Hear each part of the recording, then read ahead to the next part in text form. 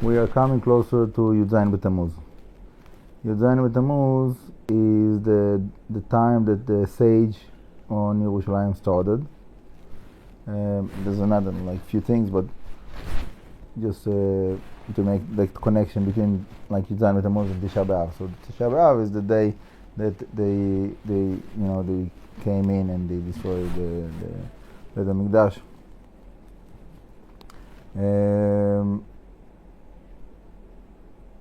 And basically there's 3 weeks between Tamuz and Tishá BeAv. The 3 weeks. So those 3 weeks are like the lower time of Am Yisrael. Yeah? We have what we call the high holidays, right? Rosh Hashanah, Yom Kippur, Sukkot. We have Pesach and Shavuot. So that's that's the time of elevation. More.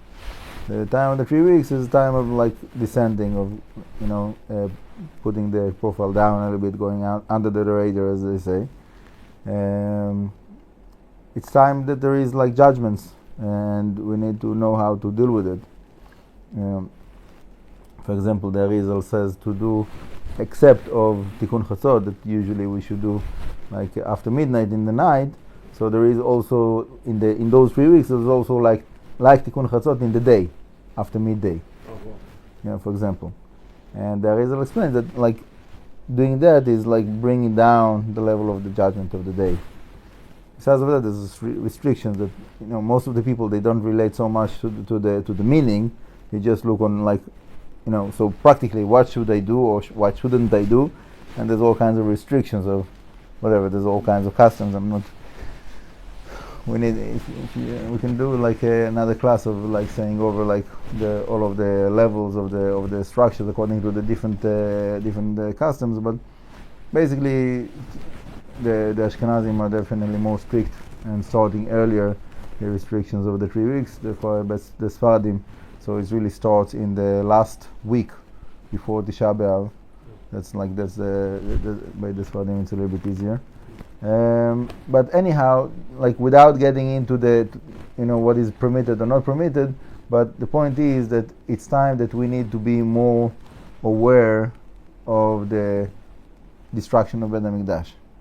Okay, and it is difficult for us to relate to that because it's so far and it's so we didn't experience what is it like to have the Beit HaMikdash. So it's very hard for us to understand what are we lacking, because for us it's just that's the way we know.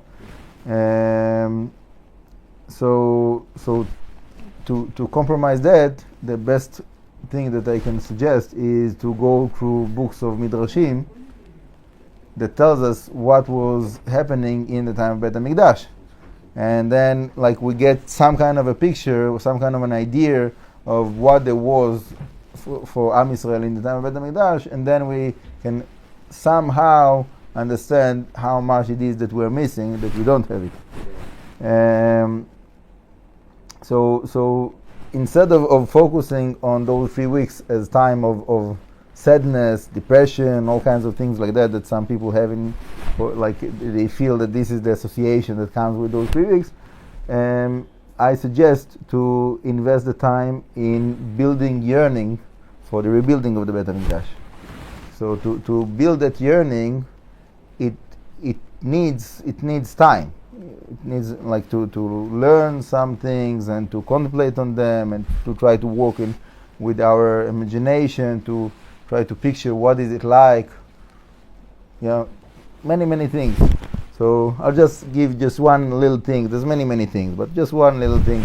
It says that in the time of Beit HaMikdash, the smell, the fragrance of the Ktoret from Beit HaMikdash was so strong that ladies didn't need to use perfume. All around Jerusalem, all the way to Yericho, ladies didn't need to use perfume because the whole area, the whole city was full of the fragrance of the Ktoret. Most beautiful fragrance there is. So just imagine that, you're coming to Jerusalem, and wherever you go, there's no bad smells. There's wherever you go, you smell the best fragrance that there is.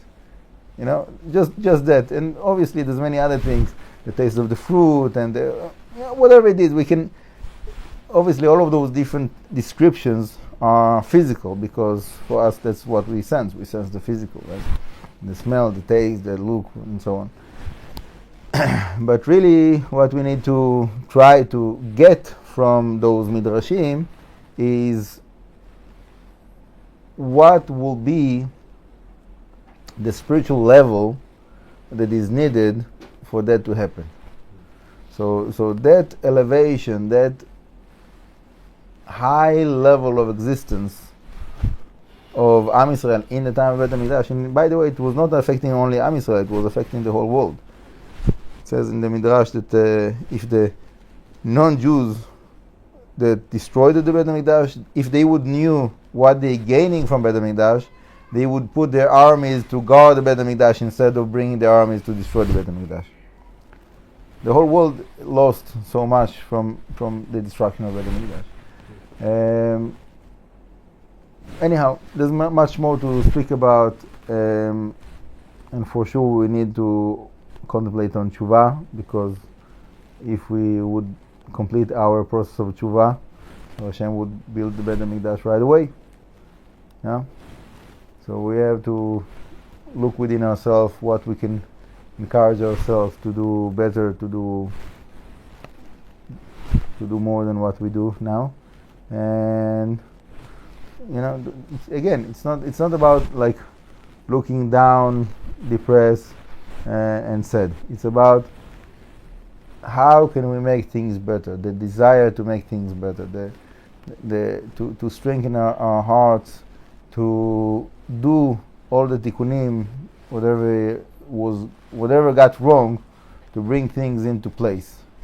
And part of that is the Beit HaMikdash. The Beit HaMikdash is like the crown of all of the tikkunim. After we're finishing all of the tikkunim, all of the tshuva, all of those important things that needs to take place. So that's the last, diamond that comes in. Bezrat Hashem soon. Amen. Ken Yeh Ratzon.